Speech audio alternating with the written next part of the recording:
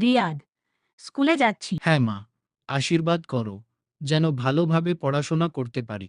মনে রাখিস, কখনো মিথ্যা বলবি না, আর অন্যর জিনিস লোভ করবে না।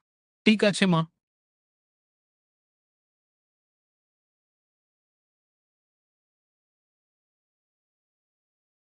এই যে একটি মানি ব্যাগ, কার পড়ে গেল। ঠিক তখনই একজন বৃদ্ধ দৌড়ে এলেন। বাবা, তুমি কি একটি বাদামি রঙের মানিব্যাগ দেখেছ? এটা কি আপনার? হ্যাঁ বাবা, এটা আমার। আমি ভেবেছিলাম আর পাবো না। নিন, আপনার জিনিস আপনাকে ফিরিয়ে দিলাম। তুমি চাইলে এই টাকা নিয়ে পালিয়ে যেতে পারতে। কেন নিলে না?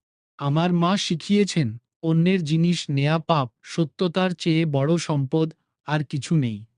তুমি সত্যিই অনেক বড় মনের মানুষ। রিয়াদ, তোমার সত্যতার কথা আমি শুনেছি। তোমাকে নিয়ে আমরা সবাই গর্বিত।